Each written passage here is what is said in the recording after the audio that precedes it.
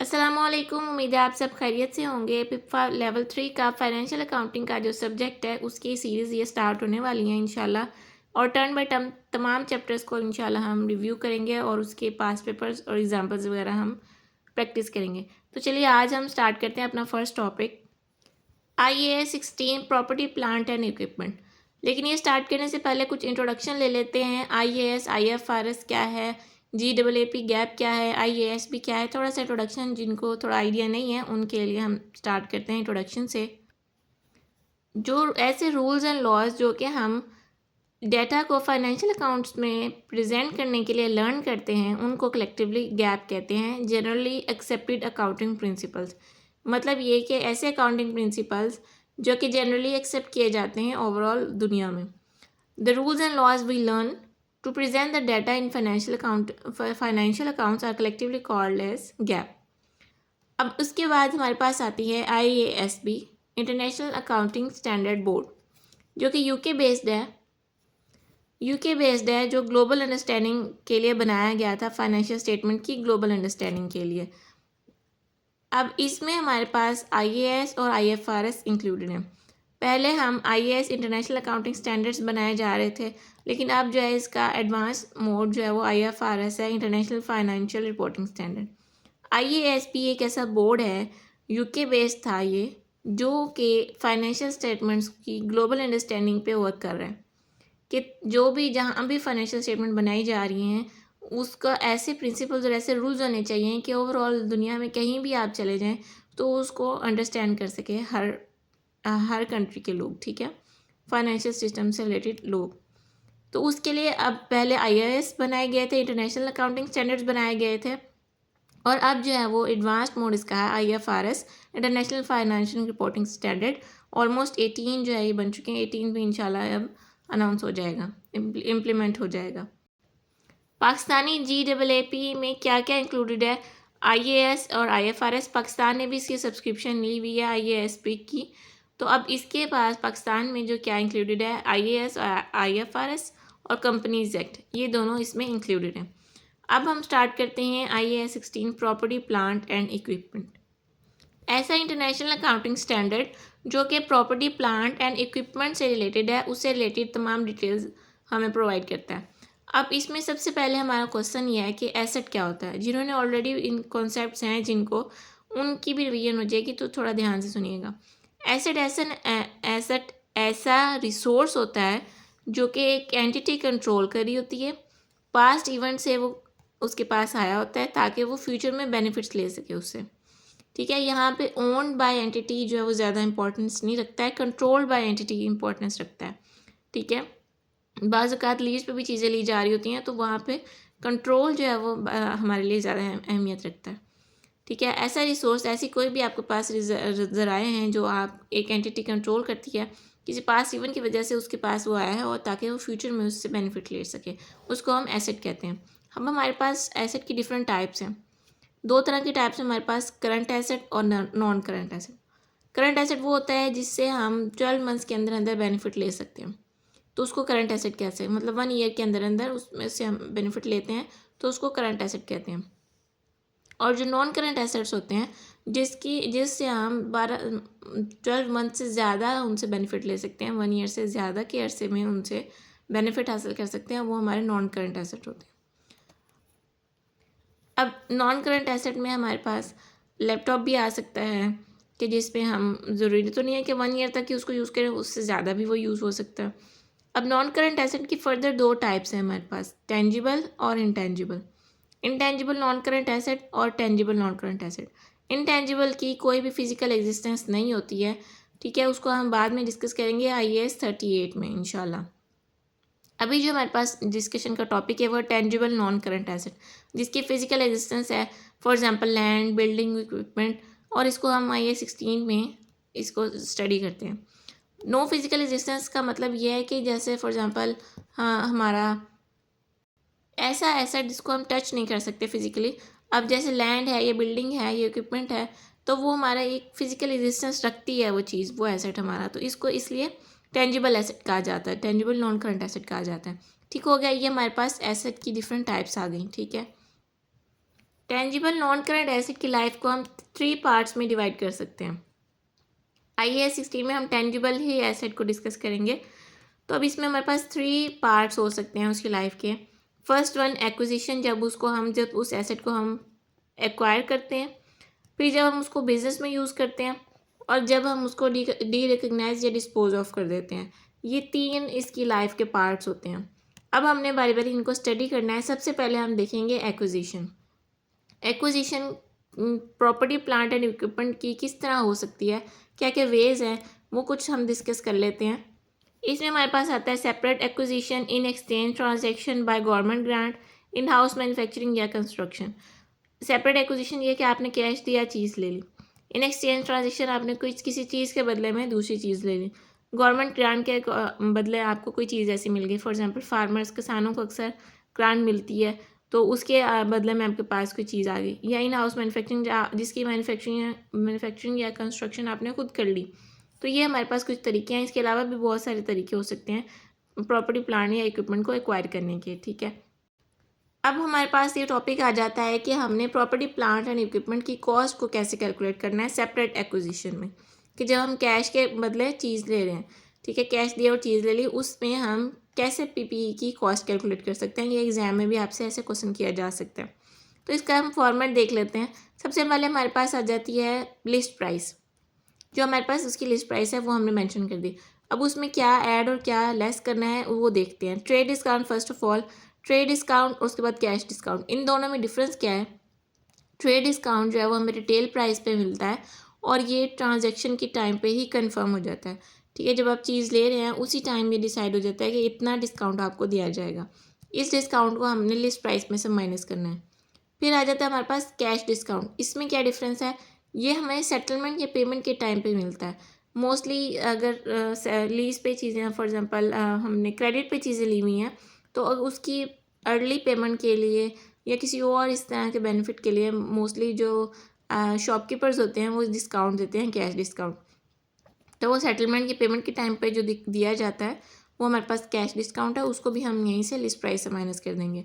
फिर हमारे पास आता है नॉन रिफंडेबल टैक्सेस, जो कि हमें रिफ़ंड नहीं हो सकते हैं।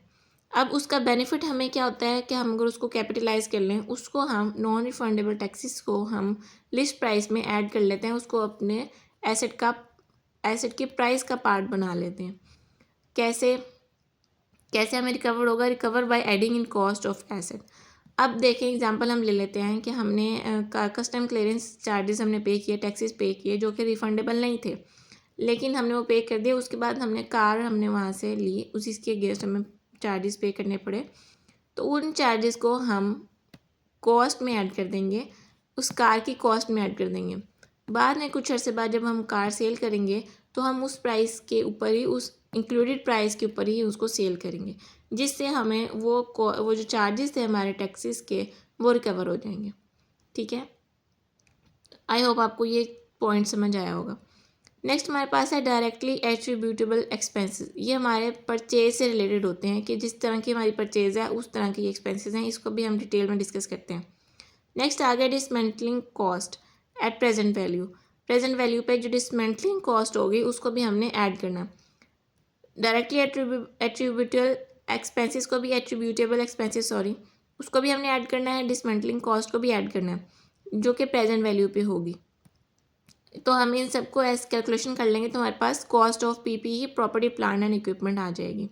डिसमेंटलिंग कॉस्ट होती है कि किसी भी एसेट को डिस्पोज ऑफ करते हुए जो आपकी कॉस्ट लग रही है, उसकी कॉस्ट को, अगर वो फ्यूचर वैल्यू आपको दी हुई है तो उसको प्रेजेंट में कन्वर्ट करके आपने उस कॉस्ट को ऐड करना है।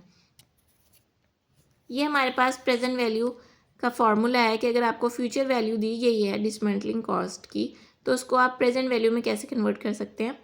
आपने सिंपली लिखना है future value multiply 1 + i into -n। अब i यहाँ पे डिस्काउंट रेट भी हो सकता है, इंटरेस्ट रेट भी हो सकता है। ठीक है, तो ये हमारे पास इस तरह प्रेजेंट वैल्यू आ जाएगी। अब हमने कॉस्ट ऑफ PPE कैलकुलेट करना सीख लिया, इसका फॉर्मेट हमने देख लिया। PPE की कॉस्ट कैलकुलेट करते हुए हमने डायरेक्टली एट्रीब्यूटेबल एक्सपेंसेस देखे थे, उसका मैंने कहा था कि हम बाद में डिस्कस करते हैं। तो अब इसकी हम डिस्कशन कर लेते हैं कौन कौन से एक्सपेंसेस इसमें हमारे पास आते हैं। कुछ हमने यहाँ पे डिस्कस किए हैं, बाकी इसके अलावा और भी होते हैं। फर्स्ट ऑफ ऑल हमारे पास इंश्योरेंस एक्सपेंस। इंश्योरेंस एक्सपेंस की दो टाइप्स हो सकती हैं, insurance in transit, insurance during usage.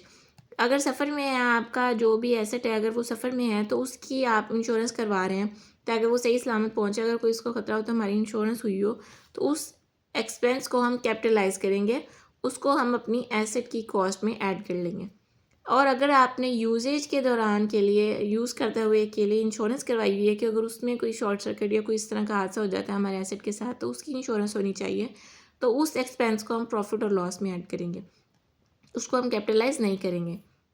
Next हमारे पास आता है इंस्टॉलेशन कॉस्ट। ये भी उसकी एसेट की ही इंस्टॉल करते हुए की कॉस्ट है, तो इसको भी हम कैपिटलाइज करेंगे क्योंकि इसको हम कंट्रोल नहीं कर सकते और इसको हम अपनी एसेट की कॉस्ट में ऐड करेंगे और बाद में अगर हम उसको सेल करते हैं तो हमारी अमाउंट रिकवर हो जाएगी। थर्ड है हमारे पास कैरीज इनवर्ड या ट्रांसपोर्टेशन कॉस्ट, इसको भी हम कैपिटलाइज करेंगे। फोर्थ वन हमारे पास आता है ट्रेनिंग कॉस्ट। अब ट्रेनिंग दो तरह की हो सकती है, एम्प्लॉय को भी दी जा सकती है या एम्प्लॉयर को भी दी जा सकती है। एग्जामिनर कंफ्यूज करता है दोनों को सेपरेट मेंशन करके, कभी एम्प्लॉय का या कभी एम्प्लॉयर का पूछता है। तो इन दोनों के केस में हमारे पास जो एक्सपेंस होगा ट्रेनिंग कॉस्ट का उसको हम प्रॉफिट एंड लॉस में ऐड करेंगे और उसको हम कैपिटलाइज नहीं करेंगे। वजह क्या है? क्योंकि हमारे पास इसमें कंट्रोल कुछ नहीं है। अगर हमने उनको ट्रेनिंग दी है तो ये उनकी स्किल है, उनके लिए ये प्रॉफिटेबल है। अगर वो यहाँ से इंस्टीट्यूट छोड़ के जाते हैं तो इंस्टीट्यूट को कोई भी इसका बेनिफिट नहीं हो रहा है, तो इंस्टीट्यूट के लिए तो ये लॉस है ना, तो इसलिए यहाँ पे हम इसको कैपिटलाइज नहीं कर सकते। नेक्स्ट है एडवर्टीजमेंट कॉस्ट। ये भी हमारा एक्सपेंस होगा, प्रॉफिट एंड लॉस में जाएगा क्योंकि इसमें भी आप एड्स तो चलाते हैं लेकिन हो सकता है कि उससे बिल्कुल ही सेल ना आए या हो सकता है उससे बहुत ज़्यादा सेल्स आ जाएँ, तो इसलिए ये हमारा कंट्रोल नहीं है इस पर, इसलिए हम इसको प्रॉफिट एंड लॉस में ऐड करेंगे। टेस्ट रन कॉस्ट के कोई भी हम मशीनरी परचेज़ करते हैं या उसमें अगर हम मैन्युफैक्चरिंग करने के लिए प्रोडक्शन करने से पहले कुछ एक दो सैंपल प्रोड्यूस करके देखते हैं, उसको हम टेस्ट रन कहते हैं। ठीक है, उसकी कॉस्ट जो आएगी उसको उसमें क्या क्या केसेस हो सकते हैं हमारे पास, दो तरह के केसेस हैं। आपने अगर हमारे कुछ सैंपल्स बनाए टेस्ट रन के तौर पे तो उसमें कुछ अच्छे प्रोडक्ट्स बन गए, जैसी आपको इन्वेंट्री चाहिए थी सेम एज इट इज़ वैसे बने, तो वो गुड प्रोडक्ट्स जो हैं उसको आप IAS 2 इन्वेंट्री के अंडर ट्रीट करेंगे, जो हम बाद में पढ़ेंगे इंशाल्लाह। लेकिन अगर उसमें प्रोडक्ट्स ख़राब हो गए हैं, कुछ अच्छे नहीं बने हैं, उनमें कुछ डिफेक्ट आ गया है, तो उस स्क्रैप को आप कैपिटलाइज़ करेंगे, उसके ऊपर जो कॉस्ट आई है उसको आप कैपिटलाइज़ कर लेंगे, अपनी कॉस्ट में ऐड कर लेंगे। ठीक है, ये दो सिनेरियोज इस टेस्ट रन कॉस्ट में हो सकते हैं। सेवन्थ है हमारे पास repair and maintenance cost. Necessary, अगर तो एसेट को यूज़ करने से पहले रिपेयर एंड मेंटेनेंस नेसेसरी है तो उस एक्सपेंस को हम कैपिटलाइज करेंगे, कॉस्ट में ऐड करेंगे। लेकिन अगर यूज़ करते हुए उसकी रिपेयर एंड मेंटेनेंस की ज़रूरत पड़ी है तो उसको प्रॉफिट एंड लॉस अकाउंट में ऐड करेंगे। अच्छा, एसेट्स यूज़ करने से पहले तो जब उसको वर्किंग कंडीशन में लाने के लिए आप उसके ऊपर एक्सपेंस कर रहे हैं तो उस एक्सपेंस को आप कैपिटलाइज करेंगे। अब अगर आप ये चाह रहे हैं कि जो सब्सिक्वेंट रिपेयर एंड मेंटेनेंस हुई है उस एक्सपेंस को भी कैपिटलाइज किया जाए, तो उसकी क्या कंडीशन है, किस केस में हम सब्सिक्वेंट जो बाद में यूज़ करते हुए उसकी रिपेयर एंड मेंटेनेंस की है उसको कैपिटलाइज कर सकते हैं? अगर वो repair and maintenance useful life के इंक्रीज़ करने में हमारी हेल्प करे या फिर हमारी जो मशीनरी है या जो भी हमारा एसेट है उसकी एफिशिएंसी को इंक्रीज़ करने में पार्ट प्ले करे, इन दो केसेस में हम उसको कैपिटलाइज कर सकते हैं। अदरवाइज़ हम उसको आफ्टरवर्ड जो सब्सिक्वेंट रिपेयर मेंटेनेंस है उसको उसके एक्सपेंस को कैपिटलाइज नहीं करेंगे। यहाँ पे एक एग्जांपल ले लेते हैं। 1 जनवरी 2025 को एक मशीन परचेज़ की गई क्रेडिट पे, ठीक है, उधार पे 2 लाख की। अब इसमें टर्म्स है हमारे पास 5/10 N/20। इसका क्या मतलब है? 5/10 का मतलब है कि अगर हम 10 डेज़ के अंदर अंदर पेमेंट कर देंगे तो हमें 5% डिस्काउंट मिलेगा उसके ऊपर। ठीक है, अब इसमें नेक्स्ट हमारे पास क्या पॉइंट्स हैं? Transportation paid in cash 30,000, installation charges paid in cash 10,000, training cost paid by cheque for ₹15,000, dismantling cost estimated for 25,000 at 5th year end, और डिस्काउंट रेट हमारे पास 10% है। Payment was made on 3rd January 2025। Requirement क्या है हमारे पास कि हमने cost of machine calculate करनी है और जनरल एंट्रीज पास करनी है। कॉस्ट ऑफ मशीन कैलकुलेट करने का फॉर्मेट अभी हमने देखा है, उसको कैलकुलेट करके फिर हम जनरल एंट्रीज पास करेंगे। लेकिन उससे पहले ये देखें कि हमें यहाँ पे टर्म्स उसने दी थी कि 5% डिस्काउंट हमें मिलेगा जब हम 10 डेज़ के अंदर पेमेंट कर देंगे। तो ये 1 जनवरी को बाय की थी मशीन, परचेज़ की थी और पेमेंट हो रही है 3 जनवरी को, मतलब ये विदिन 10 डेज़ हो गई है पेमेंट, तो हमें 5% डिस्काउंट मिलेगा। डिस्काउंट रेट 10% है, लेकिन अगर हमने 10 डेज़ के अंदर पेमेंट कर दी तो हमें 5% मिलेगा, और अगर हमने 20 डेज़ के अंदर पेमेंट की तो हमें कुछ भी डिस्काउंट नहीं मिलेगा। ठीक है, सोल्यूशन स्टार्ट करते हैं इसका। कॉस्ट ऑफ मशीन में सबसे पहले हमने लिस्ट प्राइस मेंशन कर ली। परचेज प्राइस जो थी हमारे पास 2 लाख। कैश डिस्काउंट जो भी मैंने आपको डिस्क्राइब किया है वो हमारे पास कैश डिस्काउंट है, क्योंकि वो सेटलमेंट के टाइम पे उन्होंने दिया है। क्रेडिट पे हमने वो चीज़ ली थी, उस टाइम कोई भी डिस्काउंट नहीं दियागा, ये सेटलमेंट का डिस्काउंट है जो उसने दिया। तो जब हमने उसको फुलफ़िल किया उस कंडीशन को, तो हमें 5% डिस्काउंट मिल गया। तो हमारा 10,000 जो कैश डिस्काउंट है हम लिस्ट प्राइस में से माइनस करेंगे एज़ पर आवर फॉर्मेट। फिर हमारे पास जो ट्रांसपोर्टेशन चार्जेस थे 30,000, इंस्टॉलेशन चार्जेस हमारे पास 10,000 थे, और डिसमेंटलिंग कॉस्ट की उसने हमें फ्यूचर वैल्यू दी हुई थी कि 5th ईयर के एंड पे, मतलब जब 5 ईयर्स कंप्लीट हो जाएंगे उसके एंड पे जो कॉस्ट है वो उन्होंने हमें दी हुई थी। यहाँ पर देखें dismantling cost is estimated for 25,000 at 5th year end, मतलब 5 ईयर्स जब कंप्लीट हो जाएंगे उसके एंड पे ही इतनी कॉस्ट कैलकुलेट की गई है। अगर 5 साल के बाद आप उसको डिस्पोज ऑफ करते हैं तो उसकी कॉस्ट इतनी आएगी ऑलमोस्ट। हमने इसकी प्रेजेंट वैल्यू लेके उसको हमने कॉस्ट में ऐड करना है, तो वो हमने फार्मूला देखा है, उसके अकॉर्डिंग हम इसको ऐड करते हैं। फार्मूला हमने पुट किया 25,000 जो फ्यूचर वैल्यू थी हमारे पास, इंटू 1 प्लस आई हमारे पास यहाँ पर 10% डिस्काउंट रेट, इंटू -5 जितने ईयर्स हैं हमारे पास 5 ईयर्स थे, तो उसको हमने यहाँ पर कैलकुलेट किया, हमारे पास 15,523 हमारी अमाउंट आ गई डिसमेंटलिंग कॉस्ट। इसको हमने ऐड किया है कॉस्ट में। अब हमने कैलकुलेट किया लिस्ट प्राइस में से डिस्काउंट अमाउंट माइनस की, 2 लाख में से 10,000 जो डिस्काउंट था वो कैश डिस्काउंट, ये ट्रांसपोर्टेशन इंस्टॉलेशन और डिसमेंटलिंग कॉस्ट ऐड की, तो हमारे पास कॉस्ट ऑफ मशीन आ गई 245,523। अब हम इसके बाद जनरल एंट्रीज पास करेंगे। ये हमने कॉस्ट ऑफ मशीन कैलकुलेट कर ली, जनरल एंट्रीज की बारी है। इसका फॉर्मेट हमने बना लिया। सबसे पहले हमने मशीन जब परचेज़ की क्रेडिट पे, तो हमने machine account debit, account payable machine जो था अकाउंट जो था उसको हमने क्रेडिट किया। 1 जनवरी को हमने मशीन क्रेडिट पे परचेज़ की, उसकी एंट्री हमने पास की, machine account debit, account payable machine credit 2 lakh से। फिर हमने ट्रांसपोर्टेशन चार्जेस पे किए 30,000, transportation charges debit, cash account credit 30,000 से। इंस्टॉलेशन चार्जेस थे हमारे पास 10,000, installation charges debit, cash account credit. Then training cost थी, इसको हमने चेक के थ्रू पेमेंट की थी, इसे यहाँ पे बैंक अकाउंट क्रेडिट आएगा 15,000 से। डिसमेंटलिंग कॉस्ट की कॉस्ट अभी हमने कैलकुलेट किया है ऊपर, तो वहाँ पे उसी कॉस्ट को हम यहाँ पुट करेंगे। इसकी जो वर्किंग है ना, ये जो मैंने आपको यहाँ पे एंट्री पास करवाई है, dismantling cost debit, provision for dismantling cost credit, ये हम जो है IAS 37 में डिटेल में पढ़ेंगे। यहाँ पे आप इसको जस्ट ऐसे ही याद कर लें इस एंट्री को। 15,523 ऊपर जब हमने कैलकुलेट कर लिया वही अमाउंट यहाँ पे हमने टाइप कर दी।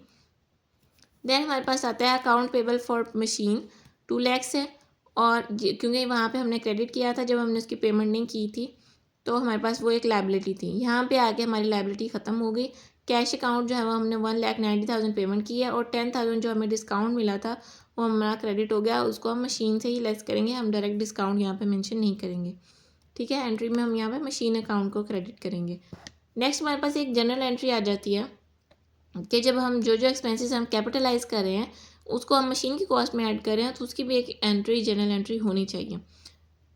ये जनरल एंट्री एग्जामिनर जो अक्सर क्वेश्चन में पूछ लेता है, तो इसलिए ये भी आपने इसको भी अच्छे से देखना है कि जो एक्सपेंसेस हमने लास्ट प्रीवियस पढ़े हैं उनमें से जो एक्सपेंसेस कैपिटलाइज हो रहे थे उनको यहाँ पे हम मेंशन करेंगे, क्रेडिट करेंगे, और मशीन में वो कॉस्ट ऐड हो जाएगी, तो मशीन उतनी अमाउंट हमारे पास डेबिट हो जाएगी।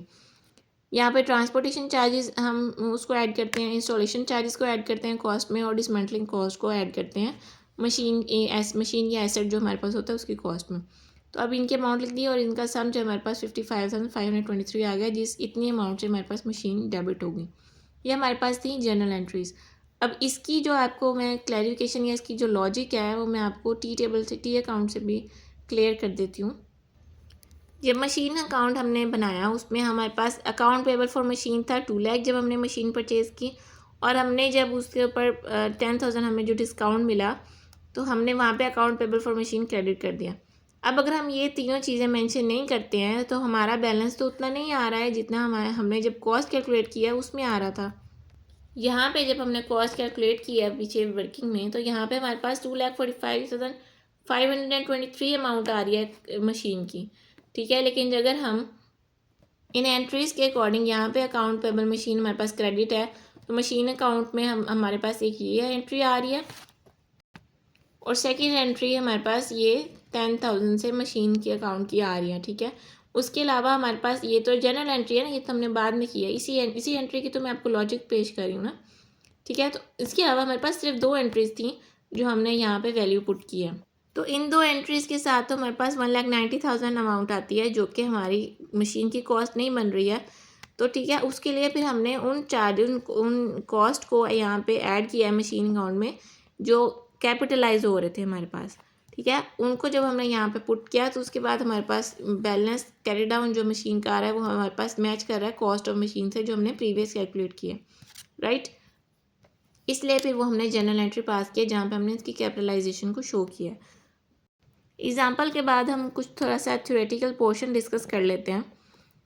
Recognition of property plant and equipment at cost separate acquisition, हम सेपरेट एक्विजिशन का टॉपिक पढ़ रहे हैं इसमें पीपीई में। जब हम ways of acquisition of PPE पढ़ रहे हैं कि प्रॉपर्टी प्लांट एंड इक्विपमेंट की एक्विजिशन के हमारे पास कौन कौन से तरीके हैं, तो उसमें फर्स्ट वन हमने सेपरेट एक्विजिशन पढ़ा। उसकी रिकग्निशन जो है वो पीपीई में क्या होगी, उसके हमने कुछ जो थ्योरेटिकल पोर्शन है वो हम डिस्कस करने लगे हैं। अच्छा, हमारे पास इन्वेंट्री में क्या डिफरेंस है, इन्वेंट्री और हमारी जो प्रॉपर्टी है प्रॉपर्टी प्लांट एंड इक्विपमेंट, उसमें डिफरेंस क्या है। इन्वेंट्री हमारे पास किसी भी ट्रेडिंग बिजनेस में जो भी चीज़ रीसेल पर्पज़ के लिए रखी गई हो, रीसेलिंग पर्पज़ के लिए, उसको हम इन्वेंट्री कहते हैं, ठीक हो गया। वो हम इन्वेंट्री को IAS 2 में स्टडी करते हैं, IAS 2 के अंडर स्टडी करते हैं। प्रॉपर्टी प्लांट एंड इक्विपमेंट जो है वो IAS 16 के अंडर हम डिस्कस करते हैं। और इसका इन्वेंट्री से क्या डिफरेंस है, इसमें हमारे पास 4 पॉइंट्स आते हैं। या तो एसेट जो है वो प्रोडक्शन प्रोसेस के लिए रखा गया हो, asset held for use in production process के अंदर यूज़ के लिए आपने उसको रखा है एसेट को, या फिर आपने डिलीवरी ऑफ गुड्स और सर्विसेज के लिए उस एसेट को यूज़ किया है या कर रहे हैं या करना है, और अगर आपने उसको रेंटल करना है, रेंट पे देना है दूसरों को, या फिर आपने उसको एडमिनिस्ट्रेटिव पर्पज़ के लिए, फॉर एग्जांपल AC है या आपको सोलर पैनल्स वगैरह हैं, उसको आपने इस पर्पज़ के लिए यूज़ किया है, करना है। तो ये 4 पॉइंट्स अगर आपके मीट हो रहे हैं तो फिर वो आपका प्रॉपर्टी प्लांट एंड इक्विपमेंट है, IAS 16 के अंडर इसको आप डील करेंगे। तो ये 4 जो टर्म्स है हमारे पास, ये 4 डेफिनेशन डिफाइनिंग टर्म्स हैं जो हमारे पास, अगर ये फुलफ़िल हो रही हैं तो वो हमारा प्रॉपर्टी प्लांट एंड इक्विपमेंट में फॉल करता है। और अगर इनमें से कोई एक भी मिसिंग हो तो वो फिर हमारा जो ये यहाँ पे फॉल नहीं करेगा। यहाँ पे देखें ना कि हमारे पास रीसेलिंग पर्पज़ जो है वो यहाँ पे कहीं भी मेंशन नहीं है, तो अगर वो रीसेल पर्पज़ के लिए रखी है वो आपकी इन्वेंट्री होगी, और अगर वो इनमें ये चारों पॉइंट्स होंगे तो वो फिर आपकी PPE होगी। एग्जाम्पल है हमारे पास एक लैपटॉप की, अगर वो लैपटॉप डीलर के पास है तो वो एक एज एन इन्वेंट्री डील होगा IAS 2 के अंडर। लेकिन अगर वो लैपटॉप किसी ने बाय कर लिया और अब वो लैपटॉप जो है वो उस यूज़र के पास है, तो वो उसके लिए एक PPE के अंडर फॉल कर रहा होगा IAS 16 के अंदर, ठीक है। तो ये हमारे पास इसकी PPE की डेफिनेशन थी, इसको आपने याद कर लेना है, और एग्जाम्पल मैंने आपको प्रेजेंट कर दिया है ताकि आपको क्लियर हो जाए। अच्छा जी, तो रिकग्निशन क्राइटेरिया क्या है सेपरेट एक्विजिशन का एट कॉस्ट के ऊपर हम इसको डील कर रहे हैं। हमारे पास 2 इसमें पॉइंट्स हैं, अगर तो वो IAS 16 की डेफिनेशन को मीट कर रहा है, प्रॉपर्टी प्लांट एंड इक्विपमेंट की डेफिनेशन को, और दूसरा ये कि वो रिकग्निशन क्राइटेरिया फुलफ़िल कर रहा है, तो वो जो है वो हमारे पास रिकग्नाइज हो रहा है वो एसेट। कैसे रिकग्निशन क्राइटेरिया क्या है हमारे पास, it is probable the associated economic benefits will flow to the entity, और cost can be measured reliably, कि उसका जो बेनिफिट है वो एंटिटी को ही जाएगा, एंटिटी की तरफ ही जाएगा, एंटिटी को ही मिलेगा। और दूसरा ये कि उसकी कॉस्ट जो है वो रिलायबली मेजर की जा सकती हो। अगर ये 2 पॉइंट हमारे मीट कर रहे हैं कि एक तो इकोनॉमिक बेनिफिट्स जो हैं उसके एंटिटी को मिलेंगे, और जो उसकी कॉस्ट है उस एसेट की वो किसी भी मार्केट से मतलब उसको एस्टिमेट लगाया जा सकता हो इसीलिए, तो ये दोनों पॉइंट्स अगर मीट कर रहे हैं तो हमारा रिकग्निशन क्राइटेरिया भी मीट कर रहा है। और हमारा इसमें एक ये दोनों पॉइंट्स और दूसरा ये कि वो IAS 16 की डेफिनेशन को मीट करता हो तो फिर वो उस एसेट को हम रिकॉग्नाइज करेंगे अंडर IAS 16 एट कॉस्ट। ठीक है, ये था आज का हमारा टॉपिक। इसमें हमने कुछ डिस्कस किया, हमने कुछ बेसिक पॉइंट्स डिस्कस किए, उसके बाद एग्जांपल देखी और फिर हमने थ्योरेटिकल पोर्शन कुछ देखा। आई होप कि आपको ये समझ आएगा। कोई भी कन्फ्यूजन हो आप कमेंट बॉक्स में लाजमी पूछिएगा। इंशाल्लाह कल हम नेक्स्ट टॉपिक डिस्कस करेंगे। अल्लाह हाफिज़।